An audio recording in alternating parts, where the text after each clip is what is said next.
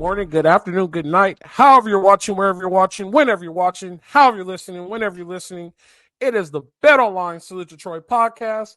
We got the tripod here today. The Bearded Brothers is back. Jamal just shaved 2 minutes ago. Just to let you know, we were talking about that before. So his beard will be in by the end of the show. We're here on an exciting Wednesday. You guys will be watching this on Thursday. But we got a lot of big news that came through. We had a lot of visits, a lot of remembering what was going on, what was going down. We actually just talked about it the previous week with USCJ. We need depth in the quarterback room. SC had a quarterback on campus, and it looks like we got one signed. We got Maiava from UNLV. Very explosive. Believe it or not, for my Christmas party, I watched his conference championship game, and I was like, oh, he's not bad. Like, he's pretty good. It makes sense. If I'm not mistaken, he is a hometown kid, right? So he's coming back home, right? Or am I wrong on that one? He's a Vegas kid. I think he was actually born in Hawaii, but grew up in Vegas. So, there you go. We'll claim him though. We call him hometown. That's fine. Vegas is extended LA anyway. Like, so it really doesn't matter. Exactly. He's the first Polynesian SC quarterback, which is very cool. That's a big deal too. So that works out. You know who should have been the first Polynesian USC quarterback? Yeah. Tua. Tua. Yeah, that was the one that got away. You know, that was the one that got away for because he was going to sign with Sark, and that's the one that got away. Just wasn't a car dealership that wanted his parents, I guess. Yeah. And when you no longer can do that, you retire. But anyway, let's keep. I got it in. Yes. Let's keep moving forward. So we said we needed depth in the quarterback room. He was going to go to Georgia, committed to Georgia, last minute flip to decided to come to SC. I guess he went to Georgia, saw how cold it is in the winter, came here. It's cold for us, but he was like, I could deal with 65 in the winter. So that might have been it. Palm trees, beaches, who knows what that is. At the end of the day, when you step on Figueroa, it's an immaculate campus. As soon as you step on, you get the aura. It's a different feeling. But we got a backup quarterback. We got a quarterback. Here's the most important part. God forbid something happens to Miller Moss. We got a quarterback that can get us through a game. Not only get us through a game, we have a quarterback that could get us through at least 2 to 3 games. And it changes Lincoln Riley's playbook, right? And that's the good thing about Lincoln Riley is his playbook for Miller Moss is not the same playbook for Caleb Williams, Jalen Hurts, Baker Mayfield, Kyler Murray. So these two playbooks are going to be different between Jaden Maiava and Miller Moss. So him coming on the field, if there is an injury, knock on wood, God forbid, it's going to be different. So we are going to see some flash and change, but we have a solid foundation in the room. I don't think we're done. I do think we need to get one more to be safe, and that one more needs to come from high school, and we need to get that locked down within the next 3 weeks, right? The first Tuesday is about 3 or 4 weeks, so for about a month from now. So we need to get that taken care of. Ryan, what is your opinion on this big get? Well, first off, no intros. What's up, Coach? Oh, I'm sorry. No hellos. No, how are you? I mean, the Indian in me is deeply offended, Fred. Okay, I apologize, you don't come back from that from an Indian household. Let me tell you that much right now. That ain't gonna fly with my parents. No, an Italian household. And it's Wednesday, so I'm a little thrown off. I'm an athlete, so I'm a creature of habit. And I normally say hello to you guys. Jamal, how are you doing? Doing well. Thanks for the belated greeting, but I'll take it anyway. There's an asterisk by it, but doing well, Coach. Great to see you. Ryan, how are you? Yes, I'm good. I know it's Wednesday, so we never record Wednesdays, so it feels off. Hope you're well, but yeah, I mean, no, it's good just to dive right into it. So to me, this, and I can't remember if we brought him up on the last show or we talked about it offline, but I mean, to me, this was the perfect match for both player and program in the sense that, Maiava, talented kid, as you mentioned, Mountain West player of the year, over 3,000 yards. He's got some good pop in his arm. You could see some, in that championship game, or not necessarily the bowl game, but the Mountain West championship game against Boise, showed some good stuff. And, as a freshman, so 3 to 4 years of eligibility left. And so he can come in and sit behind Miller, but also push Miller Moss for that starting job. I mean, he's going to come in and compete and want to win that starting job. So he'll have that, I think, opportunity. But if he doesn't win it, which I think at this point, we don't think he will because of what Miller Moss did and how this team rallied around him, he's got plenty of eligibility to, if Miller balls out, goes to the draft next year, well, then he becomes the main man until, if Julian Lewis does stay committed to SC and comes in 25 or 26, you have a true starter that's been in the program for at least a year. So I was great for him coming to a great program and a undoubted best coach when it comes to quarterback productivity and getting to the NFL, and is great for SC and getting a guy that's young, that's talented, that started an entire season as a freshman and now can kind of learn the ropes under Lincoln. So, I mean, to me, this was as good as a signing as they could get in terms of transfer portal QB for now. Jamal, even though I'm not welcome back into your household, what do you think? No, Coach, absolutely. I totally agree with Ryan. I think there's some on the field dimensions, and I think there's some off the field dimensions. And I think with the on the field dimensions, again, his style fits the Lincoln Riley system in terms of being able to unlock all the tools, right? You mentioned it, Fred. I mean, 6'4", 220. Ryan talked about the pop in his arm. He's also quite the athlete as well from a mobility standpoint. And when you talk about the numbers as a freshman, over 3,000 yards, 17 touchdowns, 10 interceptions, definitely some quality starts, some quality experiences behind him with the right tutelage. I think you can see him grow really well. The ideal QB2 to Miller Moss, the guy that's going to kind of push him in the spring. But I think ultimately Miller Moss will win this job and have his team for the 24 season. And then I think it's the off the field that's so interesting here as well. When you talk about taking the visit with USC, looked like USC was in pole position. And then out of nowhere, early in the week, he says, hey, I'm going to Georgia. I'm committed. And that looked like a locked-on deal. And then his nil representative broke the story that he's actually flipped back from Georgia to USC. So just the wild world of modern college football that we live in, that does seem like there was kind of a bidding war behind the scenes, and ultimately SC got their guy to get that much needed depth. So I think this is a really nice get for Lincoln Riley and USC, fortifying that position. Hey, does he stay for 3 or 4 years at USC? Who knows? But for now, you've got the depth in place for 2024 in exactly the way you want it.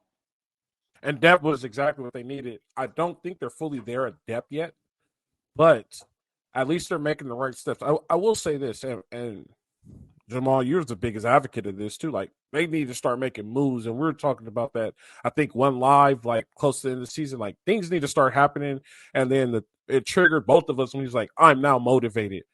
We're seeing the motivation. You know what I mean? Sure. Like, the motivation is actually there, and he's making the right steps. So, excuse me. Like right now, everything's going in the right place. I will say this though. I saw a picture the other day, and I saw a small kid in the picture. All the kids look good, and I saw a small kid, and I'm like, I don't know how I feel about this one. I don't know who it was. What are you trying to say, Coach? What are you trying to say? I'm a small kid. Yeah, but you were a receiver. We'll take a small receiver. If you could catch and go, I'll take you all day. But it looks like this kid's going 3-point stance, and it's not. He wasn't big enough. Fred, I got to ask you, how much of it do you think is this sort of old school SC Letterman's jacket that all these kids are in? You know, some of them, got the shirt on, the sweatshirt on. Some of them are shirtless. The next guy we're talking about, Bolt. I mean, he went shirtless with the Letterman's jacket. But how much of it is kind of this baggy, heavy, old school Letterman's jacket that's the look right now, I actually like the Letterman's jacket look. Yeah. I actually, so I'll give you a story, believe it or not. They just changed the rule to stop the photo shoots and the pictures and the whole stadium thing. They changed that rule and did not let us do it, said it was an extra benefit. And so, like, I never got a chance to do it. And then they brought it back with the whole NIL thing and the visits. And so I'm happy they're able to do it, because when you go and they do that, it's like, okay, like it's like Blue Chip. If you remember the movie Blue Chip, like, of course, it feels like I'll be here. I belong here. And it's just different hearing it at the Coliseum. You know what I mean? And it's also different, like, if you do it at UCLA, it's different hearing it in the Rose Bowl. Like, there's more to it. Probably Michigan too, and Ohio State, and Penn State, and Florida State. Texas, like you hear it and it's not like, oh, like it's just a stadium. You hear it and then all of a sudden, like you get the feeling of the history behind it. Like I'm at the Coliseum, it's 100 years old. I'm at the Rose Bowl. This is by far where they play the best bowl game out of all the bowl games. This is the bowl game. Like it's different when you have that behind it. So I'm happy they get to do that. I'm happy they get to do the photo shoots because at the end of the day, and you called this again, they're kids. Right. So they're enjoying doing that stuff. Like they're kids and they're having fun and you get to see them be kids. Like, and so like, it's their time where they're letting their hair down. They get to do whatever pose they want to do and get to post it on their social media and do their big post and makes them happy. Right. And it's like, all right, I'm going to SC. Y'all like what I did? Perfect. So I like it a lot. I really enjoy it. Like I'm a big advocate for it. I have no problem with it at all. I love it. And I hope they never get rid of it. It gets weird. You know, the suits in Indiana, they get weird. In Indianapolis, they get weird sometimes. So moving forward on the transfer portal, when I was watching the national championship, I thought to myself, this is the best team in the Pac-12, and they're getting crushed up front by Michigan. Like Lincoln Riley needs to get big up front, and he needs to get fast and physical soon because that offensive line was big and moving fast. That defensive line, that defensive coordinator deserves a head coaching job, even though he took the job in the middle of the year. Whatever scheme that is, that blitz package, I want to sit with that man and talk football with him for 3 days and learn that blitz package and the stunts and the movement that he does. I'm in love with that defense. That defense is amazing. And it also shows good defense wins championships because that offense is subpar. But anyway, neither here nor there. They were getting smashed on both sides of the ball. So my first thought was like, man, we got to get way bigger up front, and we got to get moving fast. We need to go back to those SC days with big dudes that move fast. Next thing you know, pops up to the portal. We get big ranked, 6'2", 310, right? Played in the SEC. That dude, I watched a little bit of his film. That dude could move. It's a different movement than the last guy that we got at Texas A&M. This dude is moving. The only thing I'm worried about is that he's a senior, right? And then that's the thing that we picked up on, and the thing that we talked about is that we're going to get these one-year rentals and they don't instill the culture, right? So hopefully the new leader of the team, like Miller Moss, right? And you got like people who's been there, and hopefully Taj Washington is still around working out and taking care of those things. They instill that culture in Raikes and understands like this isn't just a stop. You're at SC. If you come and do this right, you'll be a Trojan for life. You know what I mean? Like this one year at USC makes you a Trojan for the rest of your life. You come and do this right, and you play. And I know he didn't get a lot of reps. He kind of got lost in the wash at Texas A&M. That's fine, and that's what the portal is for. But hopefully in this new defense with Lynn, it makes everything different for him, and he has an outstanding season. On top of that, he may just be a depth guy to build depth and get through it. So I just hope he's not a rental player, and he's a committed player and wants to come and play and make a change. What do you think, Jamal? No, I totally agree with you, Fred. What I really like is it's bulk on the interior. 320 pounds. The guy's agile. You take Isaiah Raikes, 17 tackles last year. Many tackle for loss, 7.5, I believe, 1 sack. And then you pair him with Bear Alexander, and now you've got 2 anchors on the interior of that defensive line. And then you add a Nate Clifton, who's also a transfer from Vanderbilt, bigger guy. And now you have kind of a 3-man rotation there in terms of that defensive line that you can then pair with the returning linebackers. And you're really starting to round out a front 7 for D'Anton Lynn that's beginning to resemble with the same size and speed as he had at UCLA this year. And then his scheme could really thrive, that Ravens scheme, quote unquote. So I think this is absolutely the right move. I think you reiterated it. Look, Washington, Ryan, you've mentioned, is sort of built similarly to USC in a lot of ways, right? It's want to get out and run and be very vertical, have playmakers on the outside, be opportunistic defensively. Well, we just found out that doesn't quite work against, an elite team in the trenches like Michigan. USC gave up 52 points to Washington. Michigan gave up 13 points to Washington. So there's a long way to go there in terms of ability to be defensive-minded, to be tough in the trenches, to tackle, to block. And I think guys like Raikes and guys like Clifton are really the right building blocks and reinforce the fact that Lincoln Riley said we want to go out after very large human beings, and Raikes is certainly fits in that mold as a very large and agile human being. Ryan, what do you think? Yeah, absolutely. I mean, it was a great get. I mean, just the size. The dude played running back in high school, which is insane. At 320. I mean, that's crazy, right? Freaking bowling ball as a running back. I mean, he gives Maurice Jones-Drew a bad name as a bowling ball. But yeah, I mean, I think the fact too, there's some people point to the fact that he was kind of a spot starter or a rotational guy as a flag, but it also could be pointed as he's got a lot of tread still left. And if he needs to come in and kind of be that anchor on the defensive line with Bear Alexander, he should have a lot of juice and a lot of, spring to his step because he wasn't overused at Texas A&M. So it's a great get. We knew, Coach, and I know you mentioned it, but we knew that there were going to be some transfer portal guys that were going to be 1-year rentals, that they were that's the name of the game. They're going to have to do it. So this is one of them. But that in their 24 class, with guys like Carlin Banks and Jahid Abasari, these are guys now that can learn behind Bear and Isaiah Raikes, and hopefully, kind of get bigger as they get older.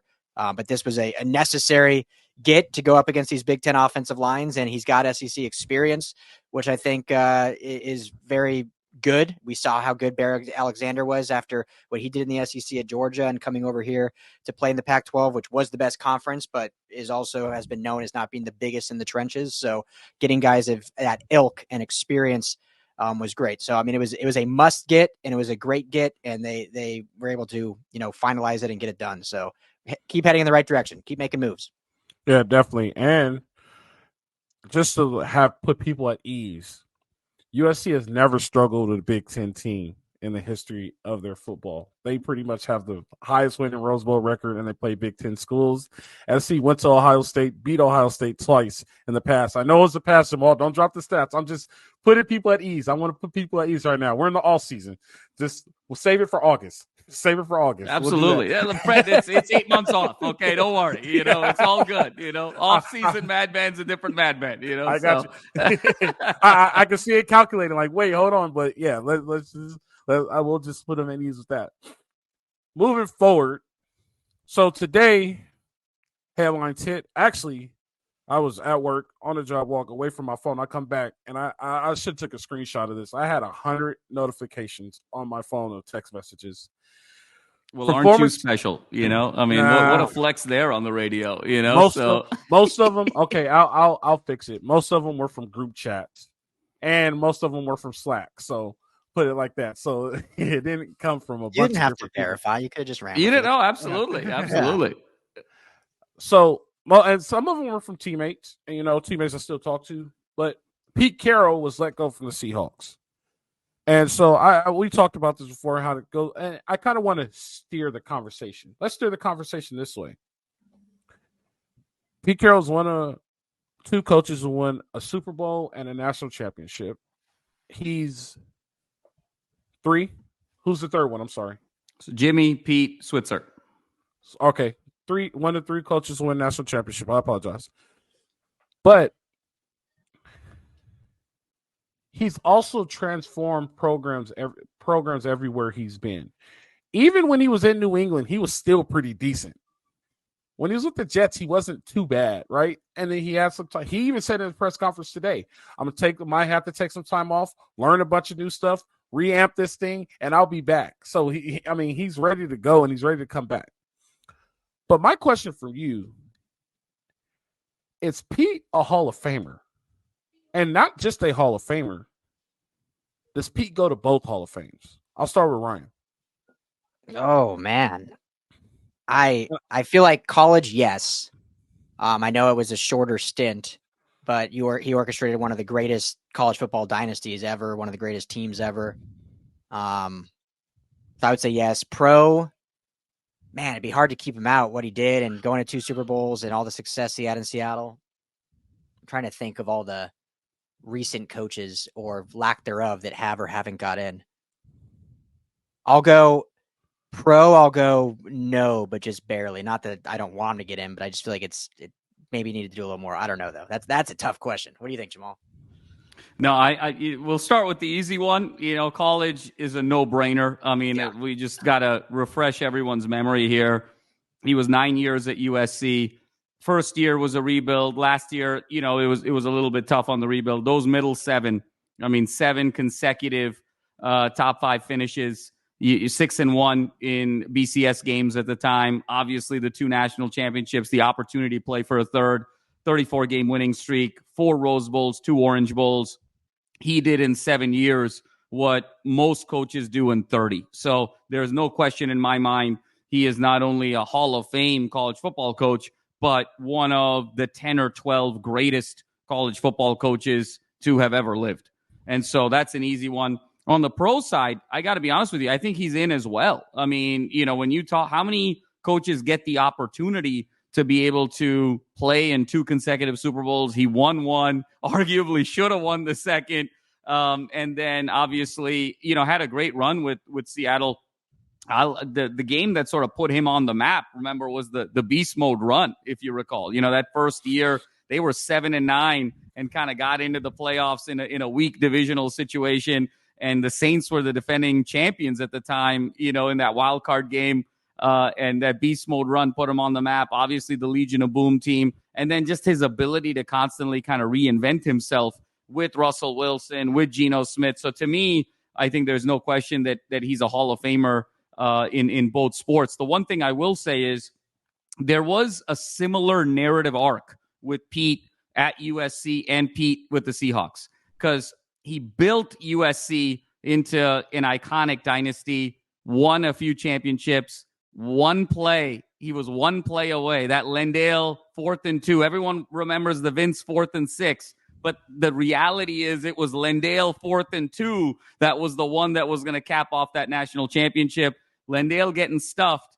SC, he never could get back to the national championship game after that in this sort of tragic poetry. And very similarly, building up Seattle, winning that first Super Bowl, and then, of course, not handing the ball off to Marshawn Lynch, one play away from repeating, and then could never kind of get back to the Super Bowl and have a real great run at it. So there's this poetic tragedy and that mirrors itself with USC and the Seahawks. Can you imagine if he just executes those 3 yards, the 1 yard for Marshawn Lynch and the 2 yards for Lendale White? You're talking about 3 consecutive college championships in the modern era and back-to-back Super Bowls, and this isn't even a conversation, and so that's how close the margins are.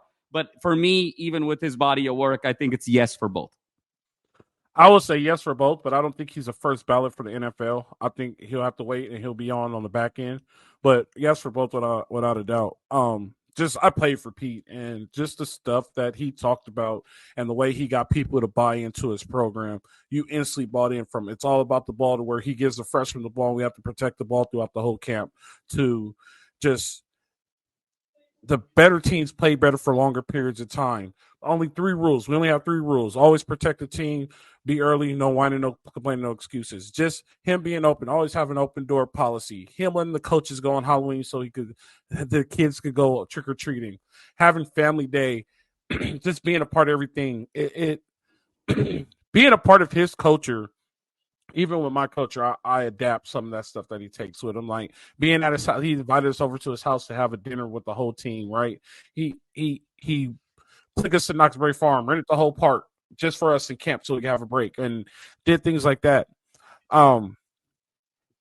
It's kind of remarkable what he did, because you look at it from this standpoint, and I'll end it on this.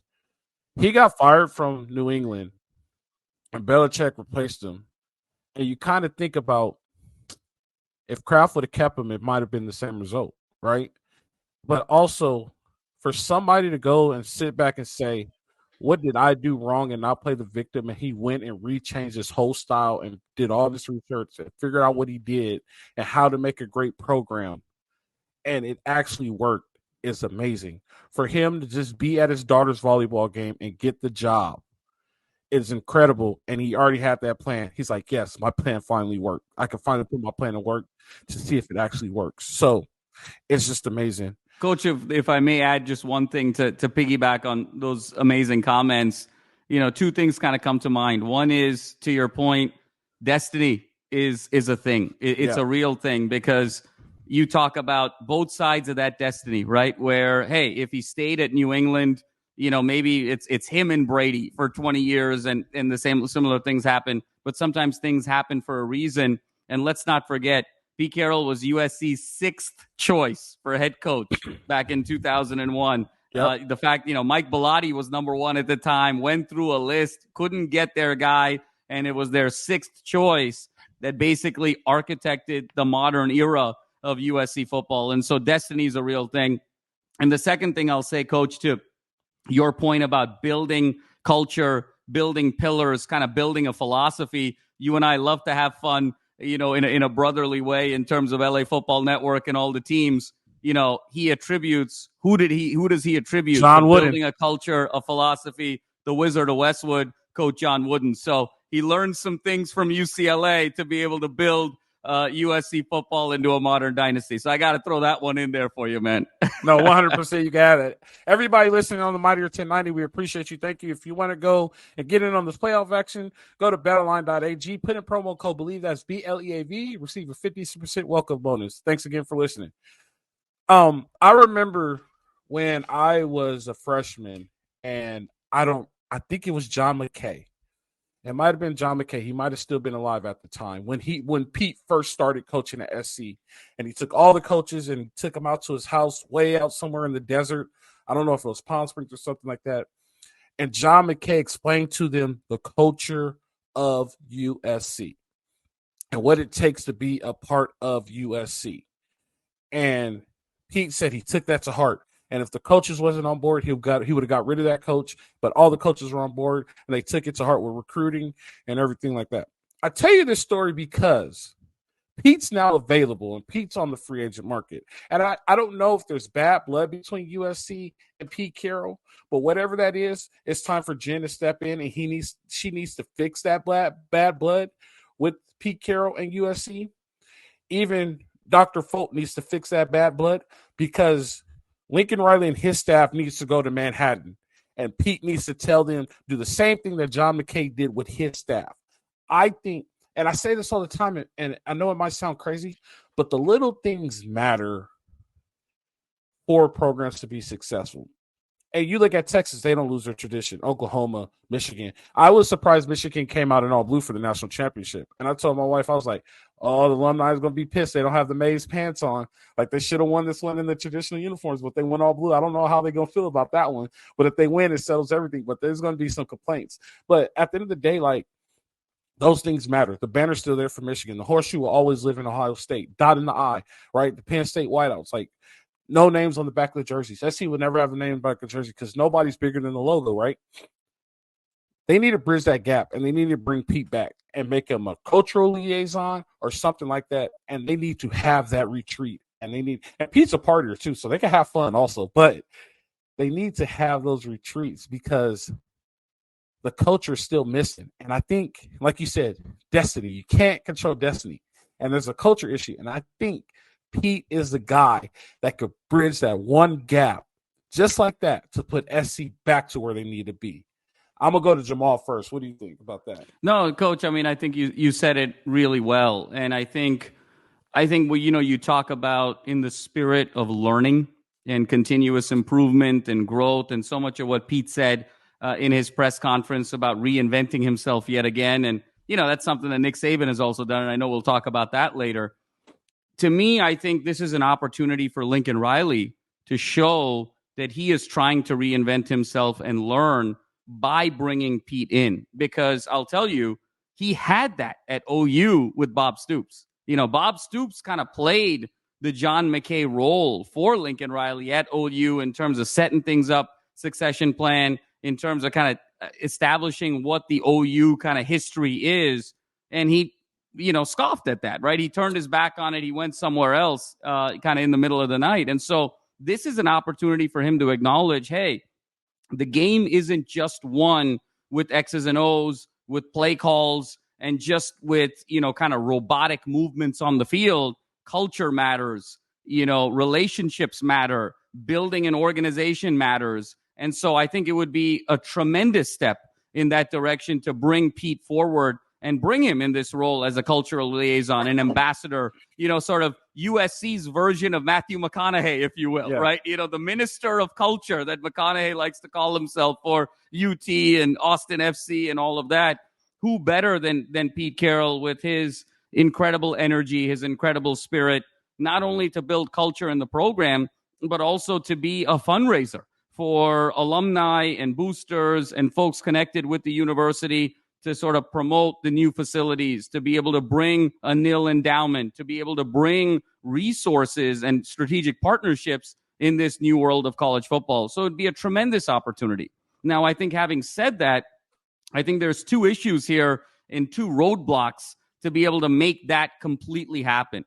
The first for me is, I think there is, I don't want to call it bad blood, Fred, but I hear where you're coming from, but there is certainly a distance between Pete Carroll and USC. You know, even in the times that he's been asked about USC since 2009, since leaving, and can you believe it's been 14 years since Pete's been gone? He's always sort of answered the question as, hey, I'm so far removed from that place. I don't know what's going on. He hasn't necessarily made that effort to stay engaged with USC, stay in touch. And I think it's a two-way street. I don't think the university has done enough. And I don't think he's necessarily had this desire to sort of stay connected, given how things sort of played out with the sanctions and leaving and what have you. So I think number one, does he want to kind of come back full circle to a place that meant so much to him at the time, but he was always kind of more in a pro mindset that I'm going to come to college to reinvent myself, but ultimately the destination is professional football again, much in the way I think Jim Harbaugh is thinking right now.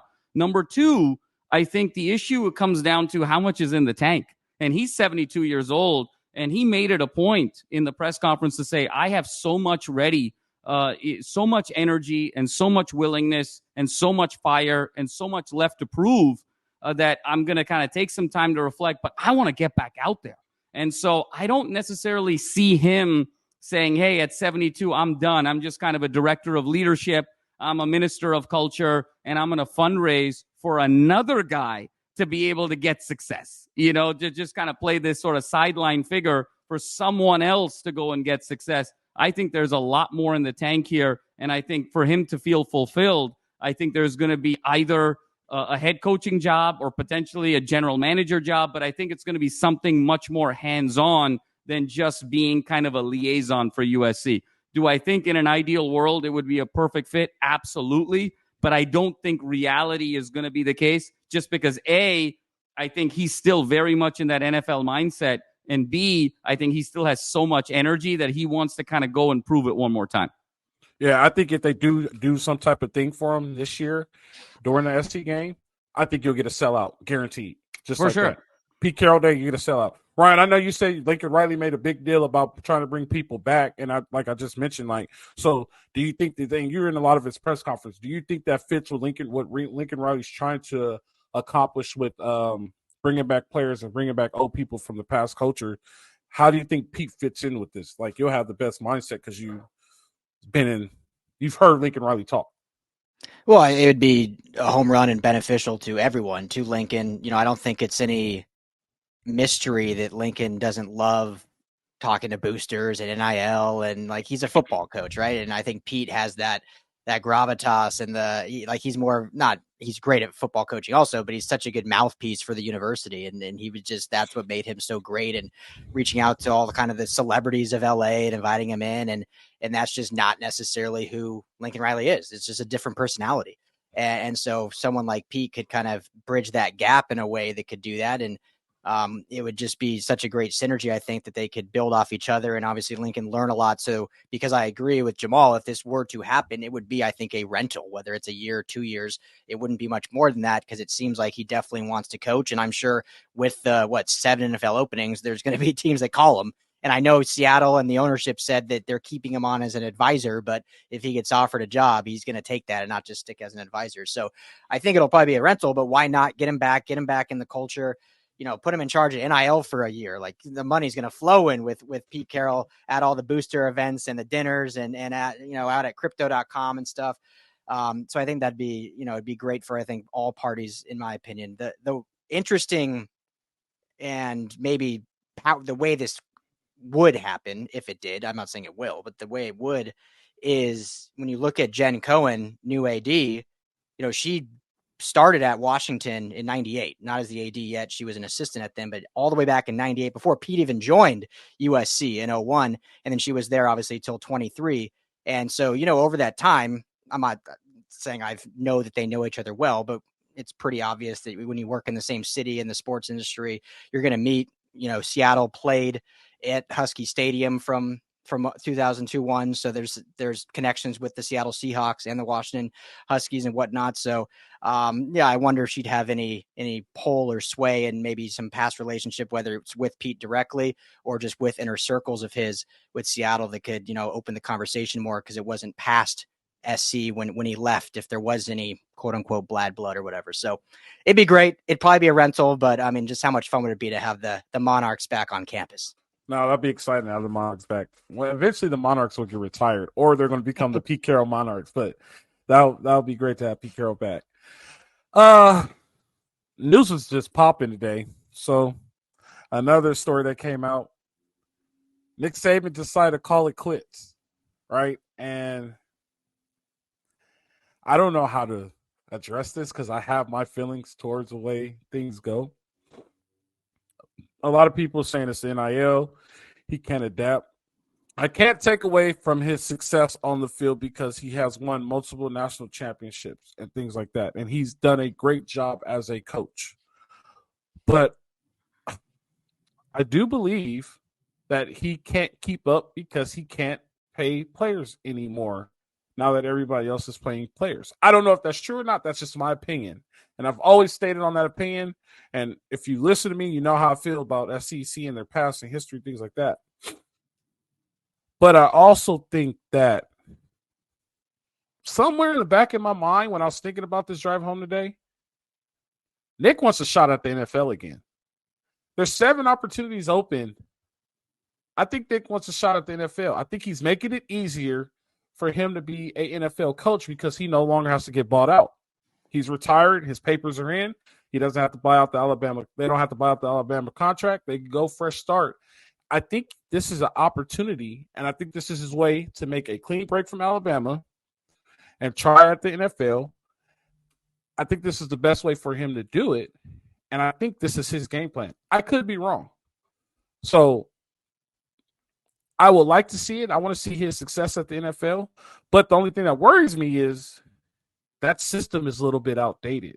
The Belichick type system in the NFL is not really working anymore. And they kind of have that same system. And we see it, Josh McDaniels and Dan Patricia. The only person who has had success is he was in Miami and he got fired, and he should have not got fired. Brian Flores. Brian Flores. There you go. Brian Flores. Thank you. Brian Flores, he had some success, and he had Tua early, and they were winning a little bit. That fire was questionable. But I do think he's trying to get an NFL. I think this is his chance so teams don't have to buy him out, and there's not a lot of contract negotiations. So Nick Saban retires, one of the best to do it. We have probably two of the best coaches in this era out of the game right now. It's the turning of the guard. For me, it kind of sucks because I wish I was in coaching because it gives me I wish I had the opportunity. Like, all right, those guys are leaving. Like, I wish I was still in it to be able to be a part of this so I could at least get my shot now. But it is what it is. I still love my life. No regrets. Things happen for a reason.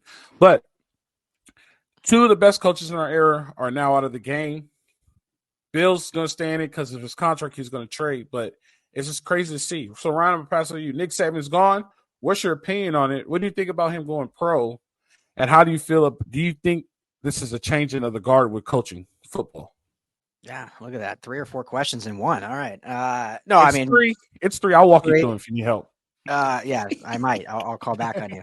No, I mean, what a great coach. What he did. I don't think, especially now with NIL, it will ever be replicated. And, we did probably a whole different podcast going into what maybe they did in the SEC in Alabama to help expedite that, but that's a whole different conversation. Either way, you look at his winning, you look at his championships, you look at the SEC titles. I mean, I don't think it will ever be replicated, especially with this new transfer portal NIL era. It was unfair anyway to compare to him because of how great he is, and now it's almost impossible with what you have to go up against to get to that. So, what he did, he'll go down in my opinion as the greatest college coach of all time. And it's hard to argue against that just purely based on the winning. NFL wise, I mean, hey, that'd be interesting. I don't see it. I think personally, not only because of his age, but also the way he left the NFL the first time, basically, spurning Miami, saying he was back and then leaving in the middle of the night to go back to college and kind of screwing them over. NFL, as everyone knows here, is a close-knit club, close-knit, it's the boys club. And I think they probably all talk, and it'd be hard to see him maybe get another chance at that, especially now at his age. However, we've seen coaches like Josh McDaniels, like Adam Gase get multiple chances who probably should never got another opportunity to coach again. So I'll never say never. I don't know if that will be the case. But hey, if all it takes is that one call for an interview and then all of a sudden the rumors and everything gets rolling. So it would certainly be interesting. I'm curious. I wonder where his best fit would be. Maybe we can talk about that on another podcast too. But and then changing the guard. Yeah, absolutely. Him. And then we didn't even mention, Jim Harbaugh, if he goes to the NFL, I mean, you have two of the premier, argue top 5 college coaches not coaching college anymore. So huge changing of the guard. And it shows that, this new college football is going to change everything, including the guys that have coached for a long time. And you either, get with it and kind of adapt to it. You try to go against the grain and stick with your old stuff, or you say, you know what, we had a good run and this isn't for me anymore. So I'm not saying he did that necessarily, but that's just kind of the opportunity or the decision you have as a coach. So great coach, great career. The dominoes that are going to come from this are going to be unbelievable. I mean, they now have a 30-day window at Alabama to decide if they want to transfer out. We've already seen the 5-star receiver re-enter or decommit, I should say. 2 people decommitted. Yeah, decommitted Ryan already. Williams won, and yep. Yeah, the number 2 overall receiver, whatever. And so, we're going to see a huge domino effect. Coaching is going to change. Obviously, everyone talk about Dan Lanning being linked to them. There's been Kalen DeBoer has been thrown out there. Dabo Swinney has been thrown out, which I don't think that's a fit for Alabama, but whatever that looks like. So it's going to be a lot of dominoes falling because of this one. That's for sure. Was that all 3 questions? Yeah. All right. I have another one. Damani Jackson. Just remind me of Damani Jackson after Jamal goes. Well, the Domani Jackson meme is that Saban found out he got Domani Jackson and decided to retire. So, so that was the Domani Jackson joke, just in good fun there.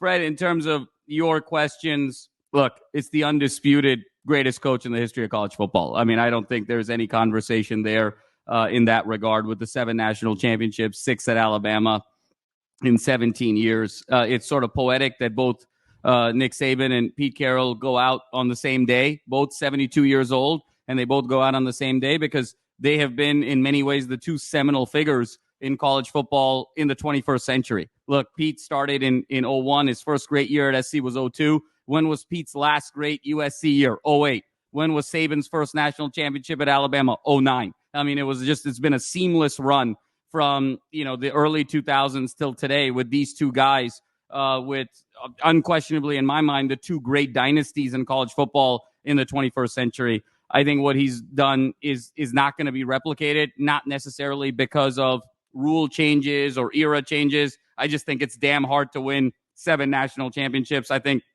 the sport of college football, I think it's the hardest championship to win. And the fact that he was able to win it 7 times, go to 10 national championship games, is nothing short of sensational. I think at 72 years old, I think this was his best coaching job of his entire career, taking this Alabama team, taking this Alabama quarterback, developing them over the course of the season, and taking them all the way to the college football semifinal. And let's be honest, I mean, that Michigan game went into overtime, could have gone either way. The Michigan guy, caught the punt at the 1-yard line, got hit. That ball almost came out. That ball comes out, Alabama wins the game. I mean, it was that close to potentially playing for another national championship and winning it. So to me, this is almost the perfect way for him to go out because he's had so much success. I think the difference between him and Pete is I think Pete feels like he's still got to prove something because I think Pete hasn't had a great last few years as a coach. And I think he wants to show that he can kind of go out on the high note. When you're talking about Nick Saban, you're talking about a guy who's going on the ultimate high note, no question about it. And so,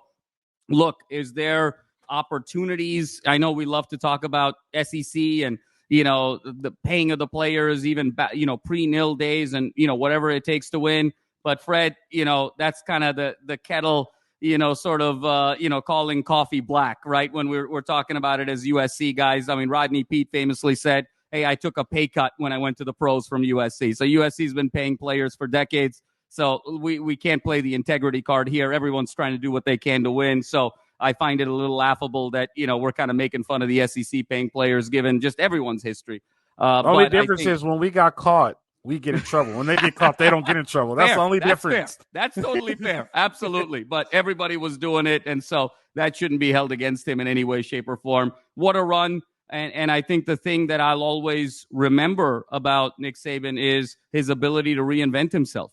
And when you talk about those first 3 Alabama national championships being of the ilk of this Michigan team, Fred, in the trenches, tough, defensive, running back oriented, and then the last 3 national championships having offensive coordinators like Kiff and like Sark, and having quarterbacks like Tua and Mac Jones and Jalen Hurts, and throwing the ball all over the yard, and having receivers, like Judy and Devonta Smith and Amari Cooper, and, you Waddle, and you name them. So I think his ability to reinvent himself is absolutely sensational. And I think this is the right time for him. This was his best coaching job. And I think the game is changing. And I don't think that it's, hey, I'm afraid of change or what have you. I think sometimes it's ultimate self-awareness to say, I'm 72 years old and the game is headed to a new era. And it's a young person's game. It's a young man's game. You need someone younger, a little bit more energy, a little bit more culturally relatable to the Gen Zs and the millennials of today, the Gen Alphas now. We're in that kind of stage. So I think it's just sort of the natural test of time. I equate what he's done a lot with what Coach K did at Duke. Coach K's ability to sort of reinvent himself with the one and done rule and sort of get to a point of nil and be able to hand it off. So the toast of the town here with Nick Saban as the greatest football coach of all time. And it really kind of cements that we're headed to a new era in college football. And my goodness, between Harbaugh potentially going to the Chargers, the Alabama job opening, I mean, we're going to see a tectonic shift in terms of coaches and that coaching carousel over the next few weeks that is going to be hard to sort of look back historically in terms of replicate. The Lannings, the DeBoers, look, let's not play naive. Lincoln Riley's going to get a phone call as well. So I think there's going to be a conversation there about the nil money at Alabama and the nil money potentially at LSU compared to the nil money at USC. So I think we have to sort of be ready for any and all changes moving forward. But I think it's going to be an incredible next few weeks here of how the landscape of coaching changes. But hats off to Saban. I think some interesting coaching dominoes, Fred, when it comes to Harbaugh. If Harbaugh, we're LA-centric. Harbaugh goes to the Chargers. Michigan job opens up. I know there's a lot of conversation potentially about Brian Kelly going to Michigan, given he's more of a Midwest guy than a South guy. Notre Dame, Michigan, there's a lot of similarities there. And then lo and behold, the LSU job opens up. Does Kalen DeBoer get the LSU job? Does Lincoln Riley get the LSU job? I mean, I think there's just so many things that can happen from here on out. So it's going to be fun for us. It's going to be an interesting time here. I will say this. And you made a very great point, Jamal. He just knew when it was time. And I don't think he had anything, because you could say, he couldn't keep up with NIL. Well, he was in the playoff last year. He was in the playoff this year.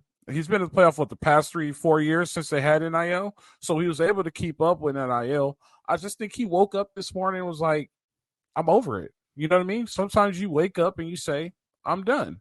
And I think this was a time for him to say, I'm done. A lot of people forget that these are human beings. You know what I mean? Like they forget that as human beings. He probably has grandkids, and right now let's just give him 20 more years to live, right? And that's a stretch for 72 years old, right? But 20 more, he'll live until 92 years old.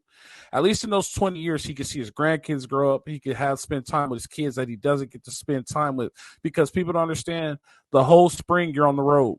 The whole summer, from middle summer all the way until now, you're doing something football related. Like, you don't get family time. I think he was like, I just want time. So, and he has that house by the lake. He probably just go live in his lake house, but I think he just woke up and was like, it's time. Like, you know what I mean? I don't think it had anything to do with keeping up or the game changer, things like that. I think he would adjust to it because he was good enough to do it. I just think today was the day he probably looked at his wife and said, you know, I'm done. I'm gonna go turn it in, and it's time for us to hang out. You guys agree? Disagree? Yeah. Good. I mean, I think it. Yeah. No, I think it. I don't know how coaches do it, man. I don't know how you have a family at all, and so well deserved. And we're sitting here at 8:20, and I feel guilty leaving my family. So I don't know how coaches are on the road for 9 months a year. I will tell you this: I got lucky because I have a military brat, so she understood, right? And then she was coaching softball. She coached softball for 2 years, so there's times where she was on the road playing and I was on the road recruiting. So like we understood it and we got the game, and like just she grew up in athletics, I grew up in athletics. We got it and we understood the concept. But you have to. This could be a whole different show, but this is one thing you have to. When you make your day, like this is our day, you make it your day. You know what I mean? And like you said it, you set that day. This is our day. I had to learn. I'm gonna be home at 8:00. I had to learn to stop saying I will be home at 8:00 because 8:00 will lead to 11:30, and she made dinner because she expected to have dinner with me. Like you know what I mean? Like it got to the point to where like I don't know when I'll be home. Or when I'm home early, like, hey, I'm coming home early. I'll be home early today. Like you have to be very communicative and open, because if you give absolutes, it leads to disappointment. Open-ended at least gives you an idea. You know what I'm saying? So those are like the tricks that I learned. Like when you have the time spending with her, you know what I mean? So which is so funny. I was just gonna say, which is so funny because when you're actually coaching, like you have to live in absolutes. Like it can't be open ended. So the job is absolute. The off the field is open ended. Right. Yeah. So well said, Fred. Absolutely. And I think we should all be striving in a certain extent to be, have a version of life like Nick Saban. I mean, we should be celebrating him for making that decision, of giving, Fred, you said it, 20 years. I agree with you. That might be a stretch. I think it's probably more like 15 years of quality life. And, you want to be able to spend that with your loved ones. He's the greatest coach of all time. There's nothing to prove. He's the pinnacle of his field. He's like a emperor of Alabama. All these businesses, all these car dealerships he has, all the commercials. He could pick up a TV job tomorrow and be kind of the highest paid college analyst. I mean, can you imagine the folks that would want to tune in to see what Coach Saban thought about a game? I mean, my goodness. And be able to spend time with his family and loved ones. And why not? And I think coaching is a profession that's 24/7, 365. Entrepreneurship is a profession that's 24/7, 365. I think sometimes we aspire to live a world where we're done at 8:00, because there's some professions where that's a pipe dream. And so when you get that opportunity to finish early and now have the valuable time with your family, kudos to Nick Saban. He gets to be a grandpa, he gets to be a husband, and live quality life and leave a personal legacy. So I think it should be really celebrated. Were you going to say something, Ryan? I was just, when you were talking TV, I was just saying it's already rumored he's going to take over for Corso on College Game Day. So, that'd be good. And the good thing about TV is it's only Friday and Saturday. You leave Friday, you do Saturday, you're back home, so you're there for that works out too. And I will end it on this. We'll end it on this one. My wife tells me if I ever get an opportunity, that is the last opportunity. We're not doing this football thing anymore. Like if you get an opportunity and it goes for a long time, and once you're fired, you're done. So I mean that gives you an idea, because you could get up, like you're talking about, like I'll just give you an example. Let's just say right now I get a call and I have to go to Kansas. We'll just pick around the place. I go to Kansas. I got to go right now. She has to stay, and we're talking about her staying with a 16-month-old, and she's expected in March, and she has to stay all the way until probably like the summer and hold the house down. You know what I mean? Like people don't understand that part. Now think about it. If they were both 2 or 3 and they're in school and she's doing all that by herself while I'm out in Kansas coaching, and then she can't come to the summer school or uprooting kids in school. So like everybody doesn't get that part about coaching. They love the idea, but they hate the reality. And the reality is not great. You know what I mean? So coach, I mean, and you're the coach here, obviously. I can only sort of speculate from a third-person vantage point here, but when you were describing, obviously so many stories there, but the one person kind of in our recent universe here that we've been talking about, part of USC football, that kind of popped into my mind as you were talking was D'Anton Lynn. If you recall how he got hired, and then within 6-8 hours he's in one state, and then 6 hours later he's in another state, and that he's sort of on the fly, that he couldn't even really meet the rest of the the SID staff and the rest of the program for 10 days, 14 days until he got back. And so I don't know Coach Lynn's sort of personal life, whether he's married or whether he has kids, but I can only imagine if and when that becomes a reality for him. My goodness, it's just it's a different world. So much sacrifice that come from the spouses and the children, and when you get the opportunity to pay that back, in the folks that are fortunate enough to have the time to be able to pay that back, because everyone thinks money and championships, those are all things you can get back. Like, you can lose a championship and come back the next year and win it. You can lose money and come back and get money, but the one thing that you can never get back is time. Yep. And so for so many people, time is the most precious commodity there is in life. It's not success, it's not money, because it's the one thing that you can never get back. And so for those coaches that aren't fortunate enough to be on the other side of it, I mean, tragically, think of someone like an Andy Reid, for instance, who's given so much to his profession, so much to his sport. Some of the things that have unfortunately tragically happened in his family life, with losses of loved ones, you never get that back. And so if you're fortunate enough to be able to get that remaining time, you got to seize it. Yeah. Yep, and just last thing I want to say, just because it's turning it back to LA, that's what I've always respected. I know Lincoln Riley said this in an interview. Sean McVay has said this, Rams coach, how both of them are like, I don't want to coach till I'm in my 70s or 80s. And that's not taking anything away from Saban. I don't want to sound like I'm bashing him at all, but they both have said, like, I want to hang it up, but I still have like so much time with family, with kids, with grandkids. So I think I just want to end with that. Like, hats off to Lincoln Riley and Sean McVay for outwardly saying that like they're putting a shelf life on it because they value that more than maybe the on the field success. No, but Ryan, it's so well said. And the one thing I will say, just to sort of put a slight asterisk on that, because I think it's important, is that choice comes with privilege. And Sean McVay was privileged, to be in the family that he was in, to be able to kind of get a coaching opportunity at a very young age, that opportunities that others don't get, who are more kind of self-made. Yep. Lincoln Riley, to a certain extent, was privileged to be under the Mad Hatter at Texas Tech, and then kind of given the keys to the kingdom at a very young age. And so with privilege comes that opportunity to sort of hang it up earlier. So I commend both of them for having that self-awareness, but privilege does matter in that case. And sometimes when you have done it in a self-made fashion, when you have to kind of go through those struggles, when you don't have the family, when you don't have the connections, when you don't have that door at 24, 25, 26 years old, and those opportunities come for you later, it's harder to walk away because you work so hard and it's taken so much longer that it takes more time, and you get those opportunities older. So I just want to sort of acknowledge that, because sometimes it's not always, the world isn't always fair, and kudos to McVay and Lincoln for thinking that way, but it comes with privilege. Yeah, but at the end of the day, Saban's walking away. I will say this. Just think, so this past week was the coaching convention. Some people get hired at the convention. Just think about people who have to go straight to the school from the convention. Hey, I got to go. Don't think about those people. Like, oh, just send me some clothes. We'll take care of the rest later.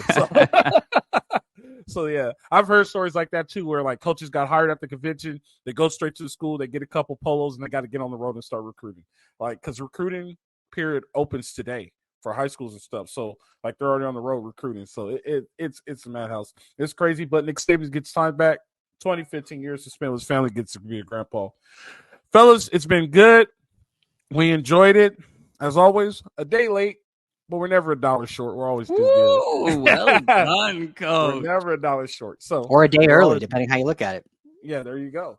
So don't forget to go to UnderdogFantasy.com or in the Google store or in the App Store and put in USC LAFB, and you get $100 match. You get to pick up to you get to cross over right now. You can do NBA and NFL. I've been dealing with that lately, and I haven't been very successful, but hopefully I hit one. but I've Yeah. been mixing NBA and NFL, so and hockey into it too. So if you How want to you get a do it. little wild fantasy ticket going, you can get that. And don't forget, watch the playoff games this weekend. Go to your local store, get you a Stone Brewery Fight On Pale Ale. I appreciate you guys. It's always fun. The Tripod, the Bearded Bandits, back at it again. Until next time, fellas, I appreciate it. You guys know how it goes. Live free, fight on.